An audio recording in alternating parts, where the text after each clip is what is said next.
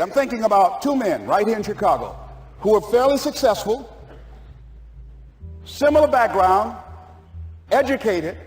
They worked for a corporation for many years, and they were among many people that were laid off. Two guys who were very good friends.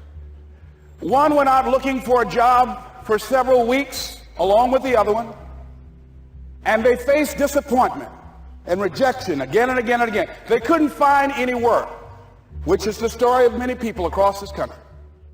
One guy stopped. He became discouraged. He stopped going. He stayed home looking at television, became very argumentative and toxic with his wife, drinking beer, getting on the phone, talking to his other negative, unemployed friends.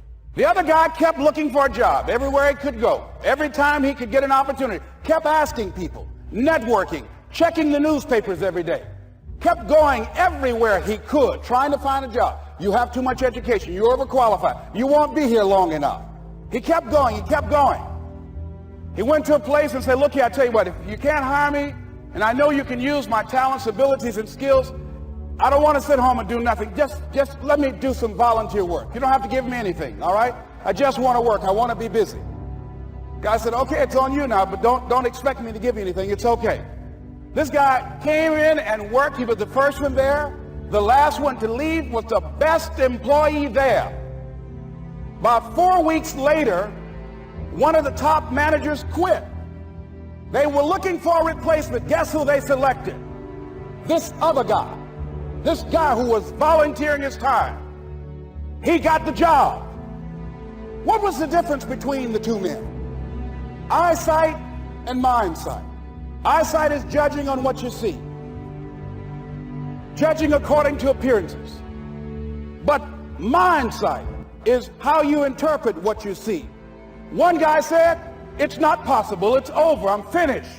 I can't do it. I can't make it. He surrendered. I've faced rejection again and again. I'm not going anymore. There are no jobs out there. But this other guy, he felt that in spite of the no's and rejections, in spite of how bad the economy is, in spite of what the newspapers are saying, that it's possible that somebody somewhere will give me a job. He just kept going, thinking it was possible. And guess what, ladies and gentlemen? That's what we have to do with our dreams. Because things happen to you in life that you can never, ever anticipate. And many times when those things happen, you want to give up. I remember when I was in broadcasting, when I was a disc jockey, I became very controversial, not only being a disc jockey, but I felt that radio was something that you not only entertain people with, but you also empower them, you educate them. And I got fired. I didn't just leave, they fired me. That was a shock. I said, wait a minute. They took my microphone. I thought that was who I was. No, ladies and gentlemen, it wasn't. I had to do something else. And I didn't know what else I could do. See, here's what I'm looking at. What are the uses for your life right now that you haven't even reached for yet? See, I believe that when you don't have enough encouragement to act on your dreams or ideas, or you're not enlightened enough, that life will act on you. See, life had moved on me and said, Les Brown, you have outgrown this. It's time for you to do something else. Well, I wasn't enlightened enough. I organized some disc jockeys and got my job back. They had to find me again. Here's what I did. I had to think of something else. And so a guy suggested to me, he said, Les, why don't you run for office?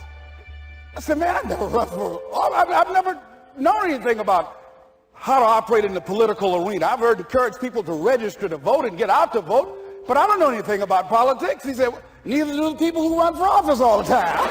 So I ran. Now here's what I'm suggesting. I ran. You got to do what you can where you are with what you have. I didn't have any money. I didn't know anything about the political process. I didn't even have any support.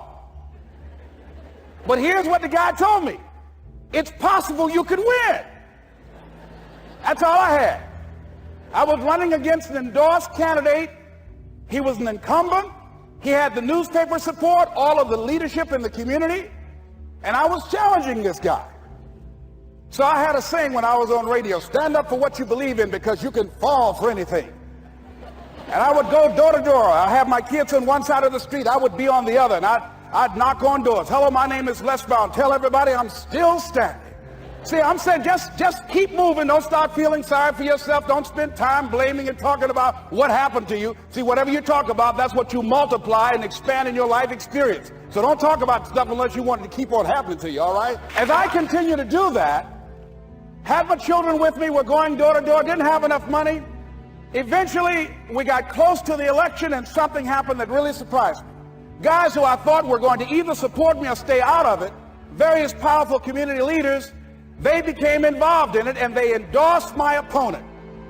I felt devastated. Now that's going to happen to you when you're working on your dream. Things are going to happen that's going to catch you on the blind side. That was shocking to me. They didn't have to do that. All they had to do was just stay out of it. But here they go, come up in there messing with me.